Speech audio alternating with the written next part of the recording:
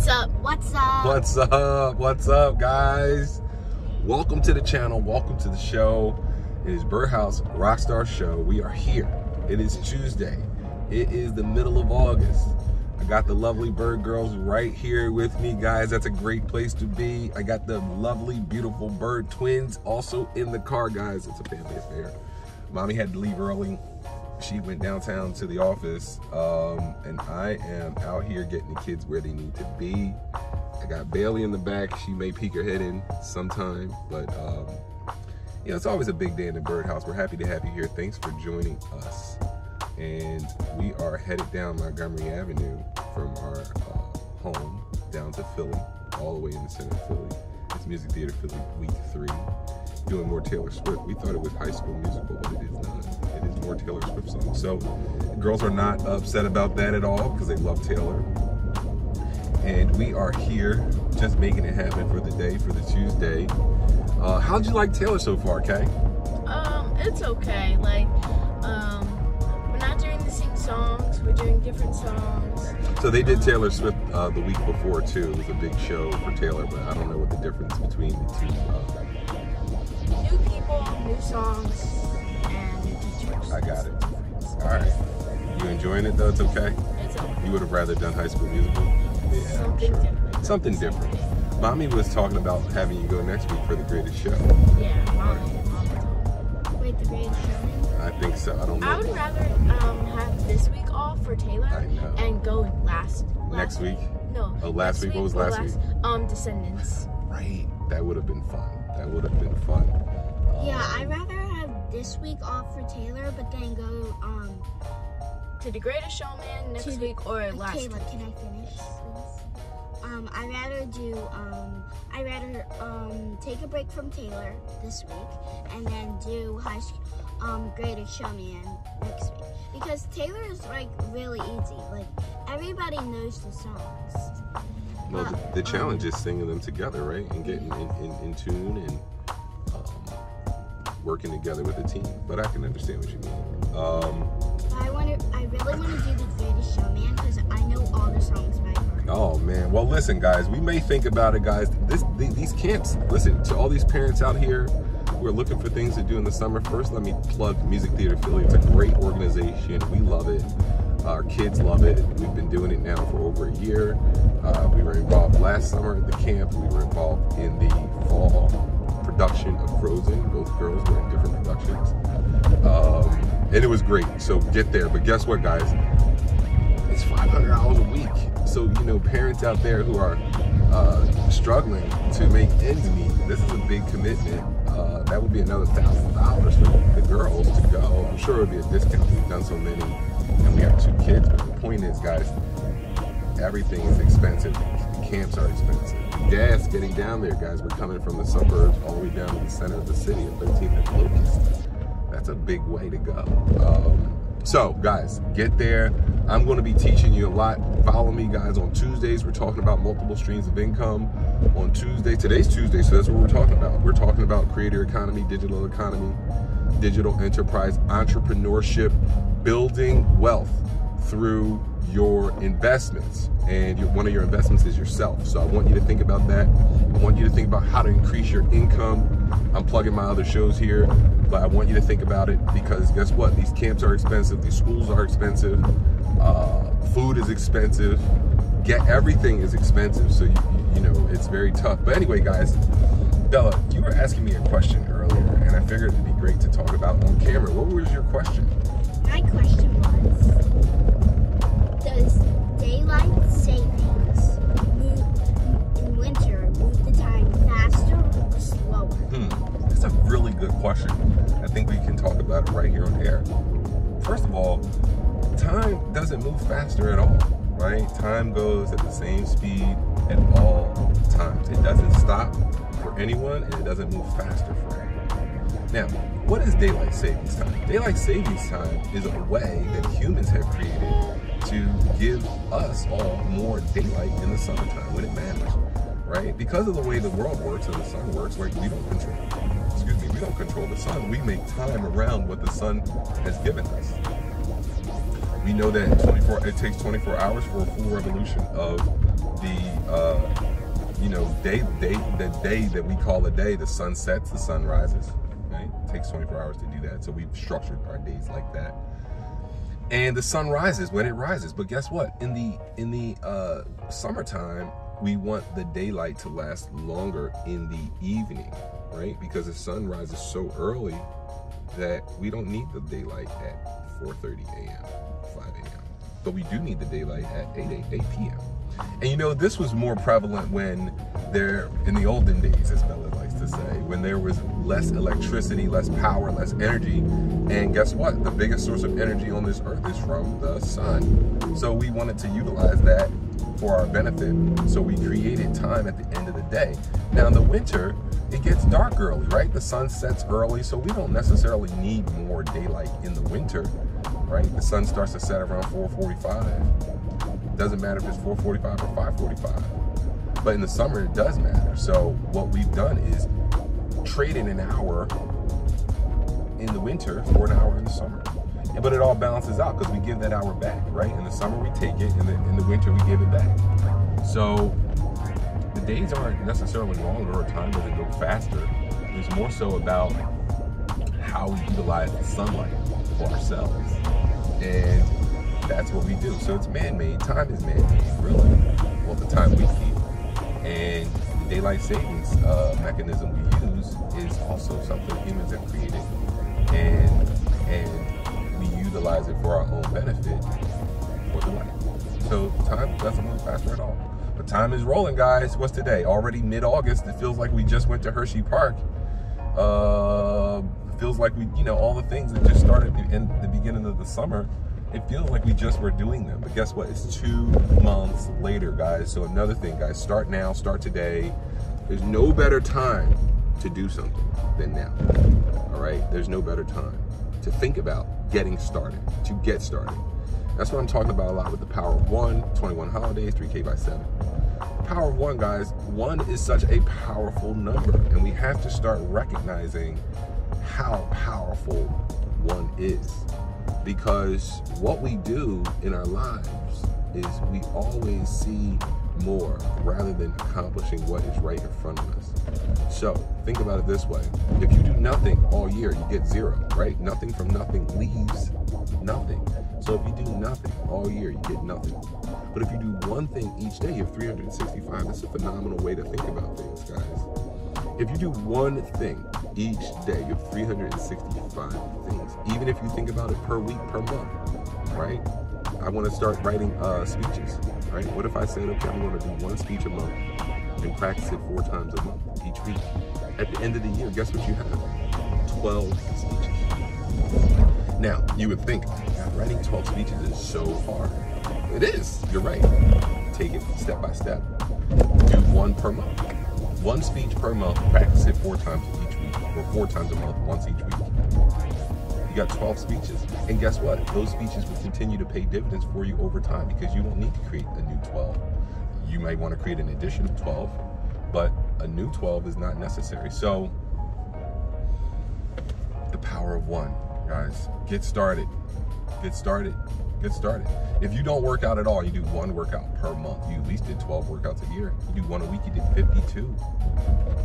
And then the power of 1, you make that 1 more digit and go to 2. You just doubled your output. So I'm talking a lot about that on my fitness channel, my main channel, my business channel, all the channels, guys, because we need to understand what the power of 1 is now.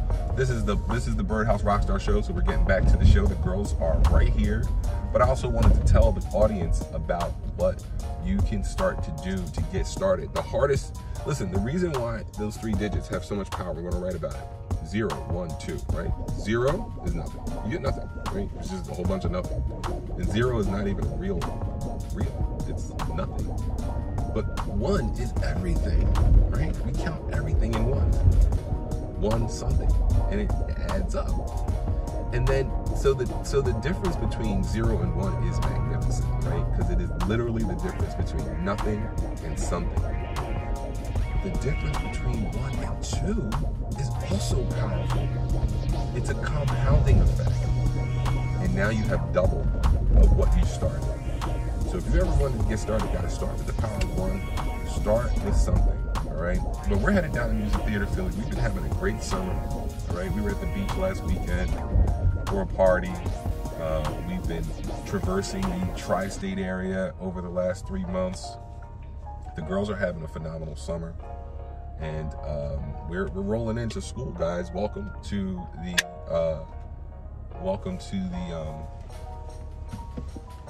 landing for school, and we are coming in. It's 2 weeks, 3 weeks, exactly 3 weeks from today. We will be back in school. All right, guys, I want you to get ready. You got your school supplies? Yes. Tell me about your school supplies then. We went school supply shopping with my grandmother Mimi. I got some glue sticks, some mechanical pencils, erasable pens. I got some folders. I got a cute binder. I got a cute pencil case. Cool. I got some erasers.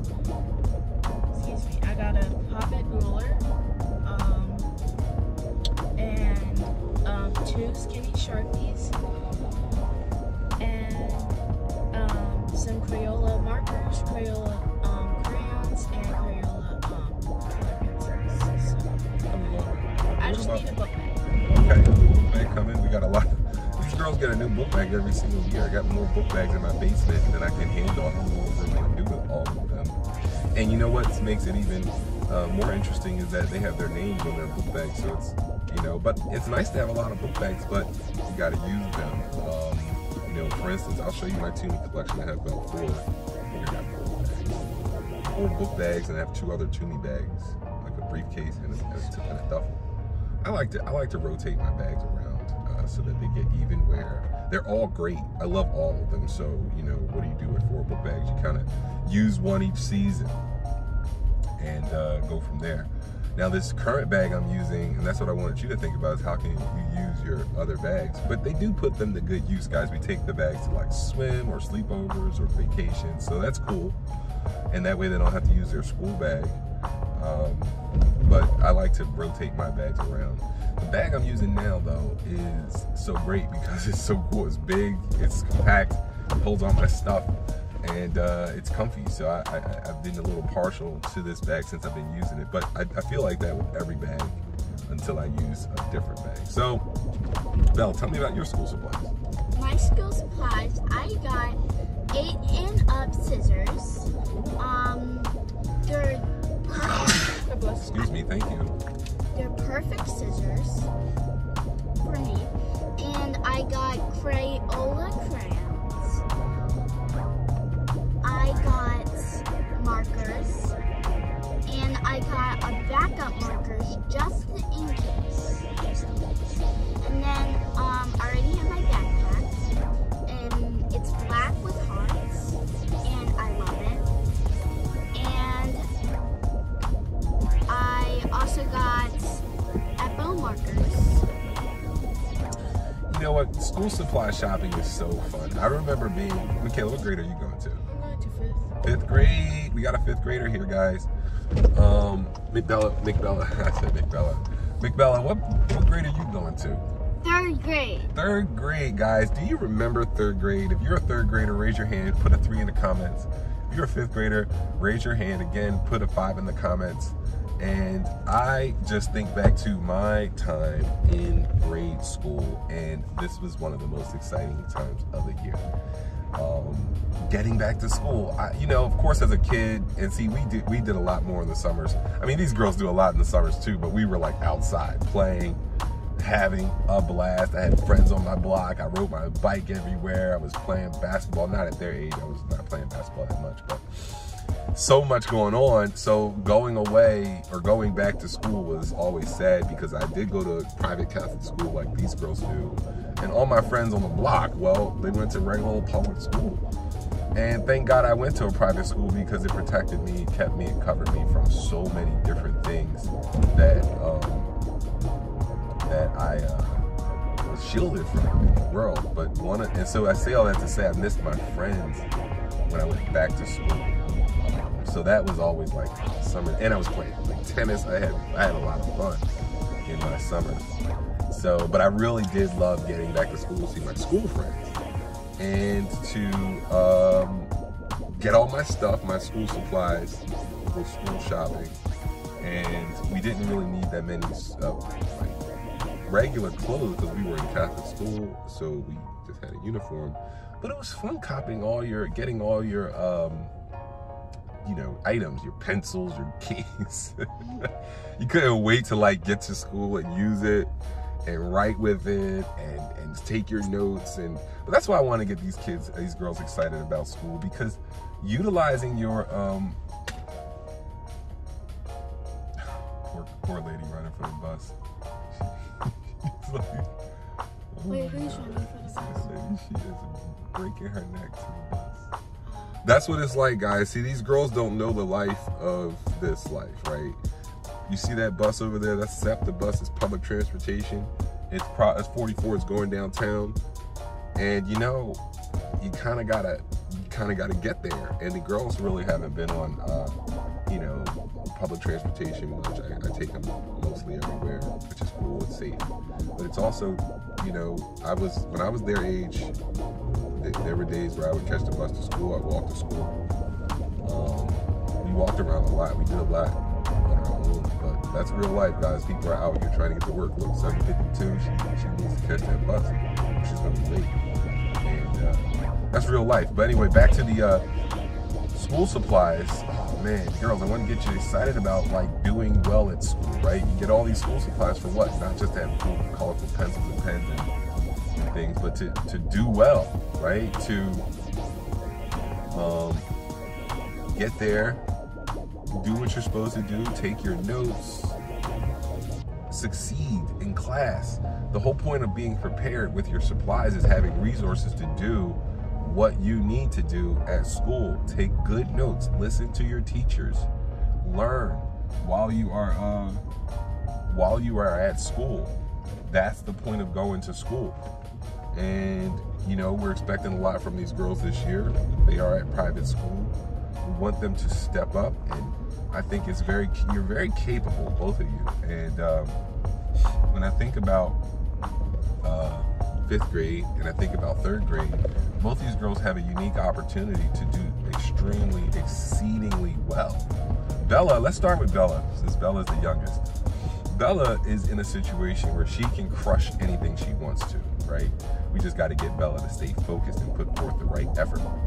And the reason why she can crush everything, not only is she amazing, not only is she fantastic and smart and super quick-witted and understanding, she can synthesize information pretty quickly. I'm watching her. But guess what? She's got an older sister who has done 3rd grade, who has already done 4th grade.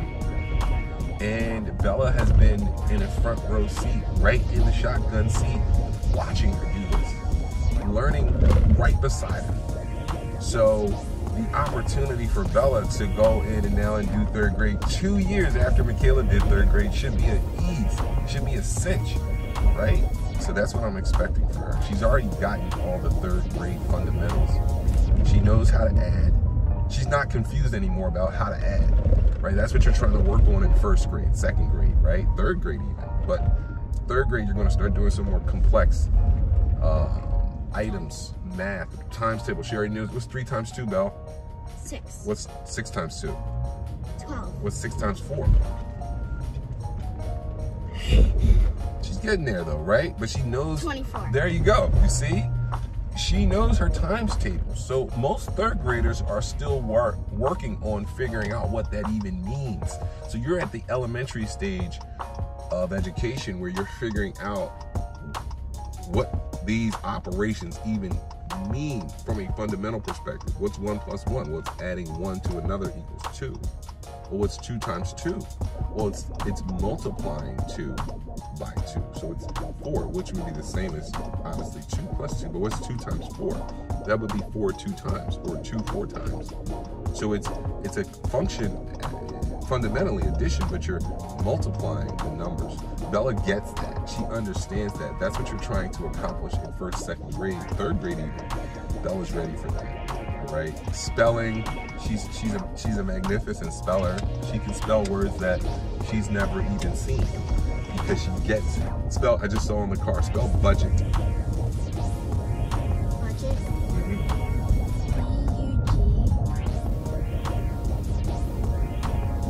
Keep it. No, budget. Now it's hard because see, this is one of the words that you have to understand. It. No, hold on. Go ahead. Let's Michaela do it. Budget. B-U-G-D-E-T. All right. Budget. Now see, this comes from practice, guys, because we would understand that the word budget has the D before the G, B-U-D-G-E-T, but it's okay. My point is that they get what they're trying to do. And Bella's a great speller, she's a great reader, she's great at math. She's great at pretty much all the subjects in school, especially at her level. So I'm looking for Bella to have a big time year. We're gonna report back to you on what it looks like after the end of the first marking period. And she's ready to go. Now, let's talk about Michaela. Michaela is in a unique position because one, she's the oldest. So she is blazing a trail, guys, and blazing a trail is never easy. It's never easy, all right? You gotta give credit to the person who did it first, who's leading the way. Because the person leading the way has to watch out for things ahead, while the person behind can easily follow the path that you've taken. So the person who did it first is going to have it a little tougher. No one's done 5th grade for Michaela yet to see. But guess what? Michaela is also super smart, super intelligent, super engaged in what she loves. And she is very alert. And she can also needs to apply herself to what she loves and wants to do.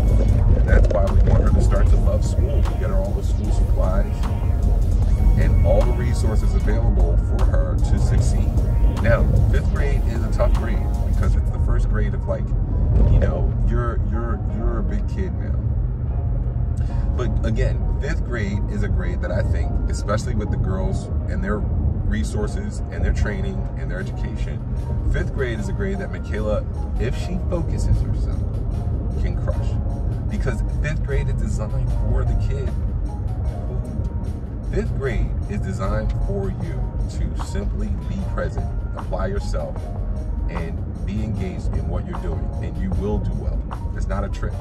So 5th grade is straightforward, but you have to focus and apply yourself, right? Some of the things that you're going to learn in 5th grade are going to be new, but they're designed for you to grasp and understand. So I'm excited about this year, guys. And the other thing I'm excited about this year for is, or I should say for this year, is 5th grade is a big year because in our school, we are able to let the girls play school sports. Last year, Michaela played in other leagues that weren't related to the school. Some were related to the school because, again, they needed people in lacrosse, let's say, so they allow 4th graders to play.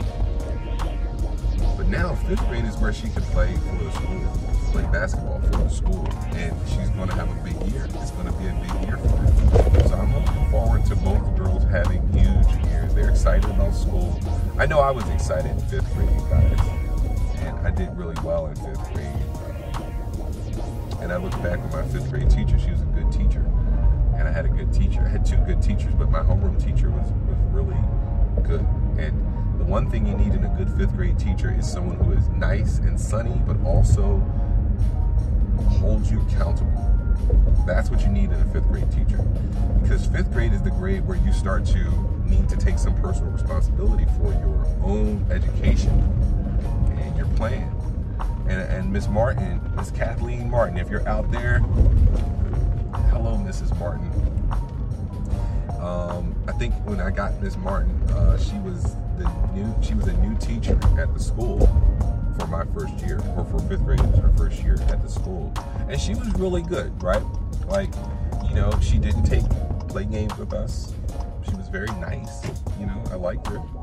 But she also held us accountable, and she held me accountable. I look from my experience, she held me accountable. And I excelled because of it. I appreciate Mrs. Martin now that I look back.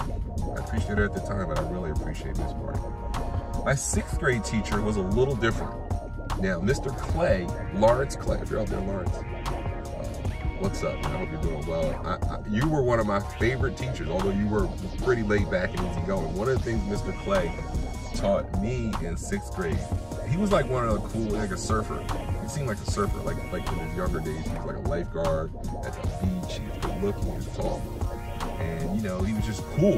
He was just laid back. But he also was a real teacher. Like, he wasn't like, you know, letting us do whatever, but he also was very laid back.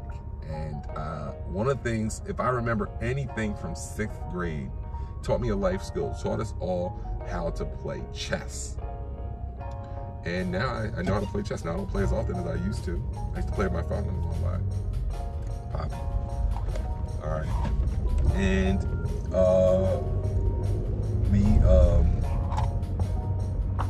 we learned how to play chess. And I appreciate that experience. We would take class time, so we would start like math class, but then he would only do like 20-30 minutes of math. And then the rest of the time he'd teach us how to play chess. We'd play with each other. And I became the best chess player in 6th grade, right? I'll give you a quick story. But I learned a lesson that year, okay? I learned a lesson. And sometimes a hard lesson is important to learn. And it's sad, it's heartbreaking, but sometimes you need to learn it. So, when I was in 6th grade, I was the best chess player by far. No one was able to beat me. Now, we had a chess tournament in class, guys. We used to love it. He used to be starting class like, you know what, let's just play some chess. I used to love that. So then we had a chess tournament, okay? Who do you think was in the final? Me, right? All right, and this guy named Damar. And we were in the final, right? Of course I was in the final, the best player in the class. Now all I had to do was finish this one more match, okay? Now, what happened in this match, I'll never forget. Was it fair? Yes, it was fair technically because it was within the rules. But it was a chess, everybody that plays chess knows this move. It's a 4-move or 5-move checkmate. But if you don't know it, and you go about playing the game normally, you're gonna lose the game within 10 minutes, within 2 minutes. Because there's a quick way to checkmate someone right as the game gets started. I had never seen this before. He apparently had learned it, and he used it on me in the final match. And I lost within 2 minutes. Now, I was the best chess player in the class. He wouldn't have beat me if that didn't happen. We would have played and I would beat him. But I had to take that loss and learn the lesson that, guess what? Just because you're the best, you gotta get out there, you gotta stay focused, you gotta play every minute, and you gotta learn all you can. All right? Bella's back there, making Donnie scream. But we're gonna close the showdown with Donnie screaming, guys. So don't forget to subscribe.